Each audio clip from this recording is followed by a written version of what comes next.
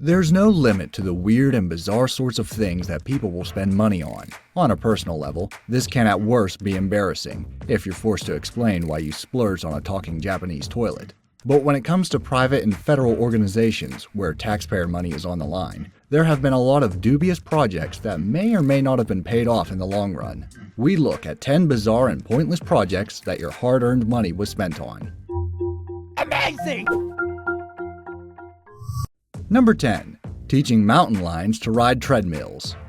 You read that right. The National Science Foundation has been involved in a lot of projects, and while the majority of them generally pan out, there are a few that have caused politicians to scratch their heads when they look back over the receipts. One of these was $865,000, which was used in a 2014 study of the effect of long-term and sustained metabolic rates of wild cats by putting mountain lions on a treadmill. The research hoped to learn about the expenditure of predators as a way to determine future conservation efforts and how to configure protected spaces for them. 8 months later, and it's hard to say whether or not such a study needed nearly $1 million. But this isn't the first time the NSF has been criticized for weird projects. That included synchronized swimming sea monkeys and another that studied if boys like trucks and girls like dolls. Number 9.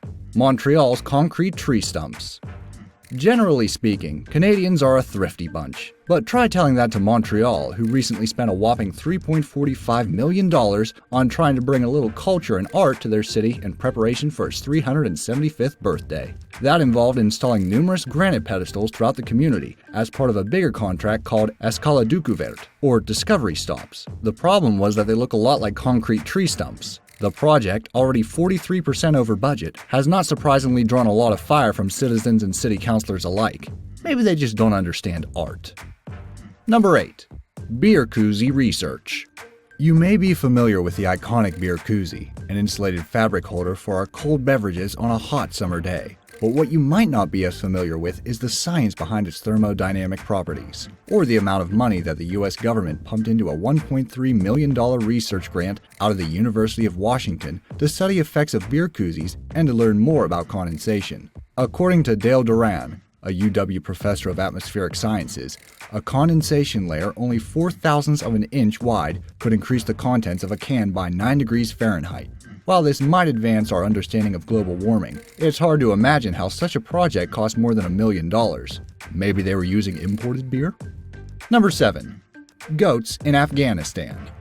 Some ideas, even if they're great in theory, don't pan out. And then there are ideas that are so ridiculous from the beginning you can't believe they didn't fail sooner. That was the case with the Task Force for Business Stability Operations, a division of the US Department of Defense that tried a whole range of different methods to restart Afghanistan's economy. One of these involved airlifting 9 rare Italian goats to the war-torn country in an attempt to boost the cashmere industry. $6 million later, with no oversight, and the DoD still has no idea how many jobs their botched goat plan created, how much cashmere was produced, or even the fate of the goats themselves. For all intents and purposes, they might have ended up on someone's dinner plate.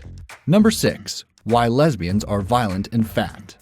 While the National Institute for Health, also known as NIH, was a bit more politically correct, this was the gist of several research studies which looked at both the obesity levels among homosexual women and instances of alcohol-related abuse in homosexual relationships. Most of the research indicated higher than average levels of obesity among those tested, but that's a trend that pretty much defines most of the United States. So funneling nearly $670,000 into research, hoping to find some sort of correlation between homosexuality and obesity, seems like a bit of a reach.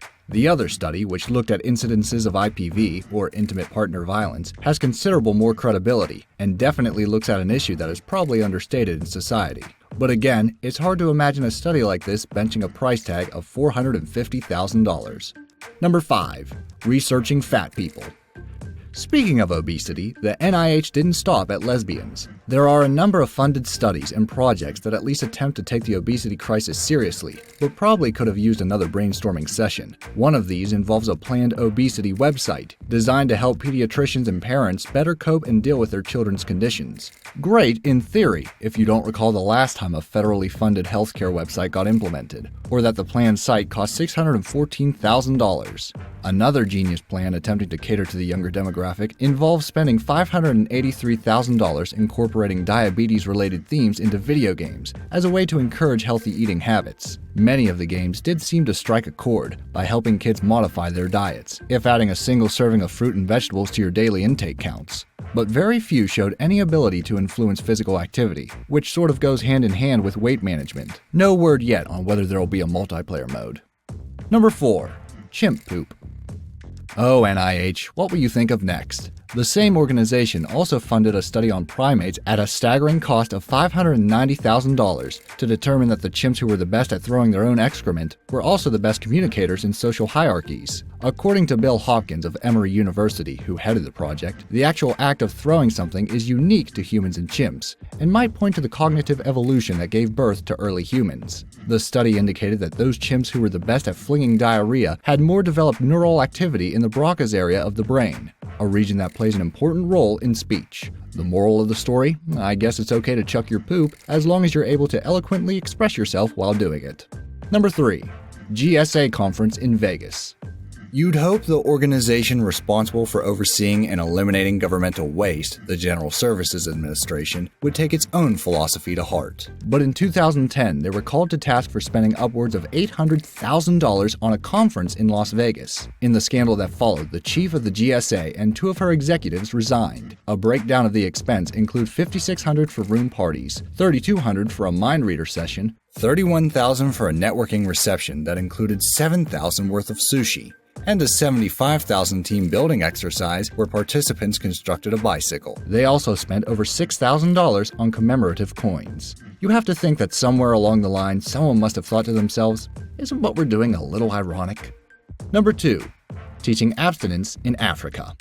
There have been a lot of social, political, and economical problems in Africa, and the HIV epidemic is by far one of the most profound in terms of how many people it's affected. In all their wisdom, the U.S. between 2004 and 2013 sought to stem the spread of HIV through an education program that emphasized abstinence. 9 years and $1 billion later, a comparison of national data from the 14 countries that received money from PEPFAR, or the President's Emergency Plan for AIDS Relief, versus those that hadn't benefited from the program, showed no change in the initial age of first sexual encounters or the number of sexual partners or teenage pregnancies, both of which are behaviors which are associated with the spread of the virus. This came as little surprise to many researchers, who had seen how abstinence-focused programs in the U.S. had similarly failed. Kids will be kids. Arming them with knowledge may be the best defense. Telling them what not to do? Not so much.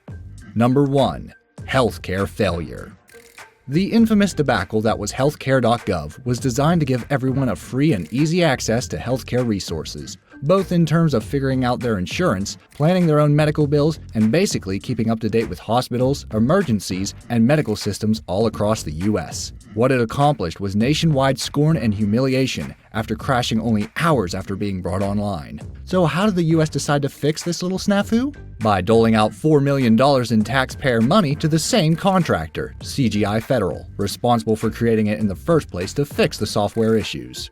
But that's small fish in comparison to the nearly $56 million they charged taxpayers in the 5 months following the bungled launch. Auditors did withhold $267,420, but only because they couldn't verify what expenses had actually been used on fixing the software. But again, that's small fish in the grand scheme of things, considering the company's entire collective contracts for healthcare.gov add up to a whopping $250 million. Whew, that's a hefty price tag for some subpar programming. So, while you may have a hard time rationalizing that impulse buy at the supermarket, rest assured there are plenty of other people out there who have made even stupider purchases, in the range of hundreds of thousands to millions of dollars. Which one did you think was the worst project, and can you think of any other super pointless or bizarre ones? Let me know in the comments section down below, and don't forget to subscribe. Also, hit that bell icon to be part of the notification squad. Thanks for watching.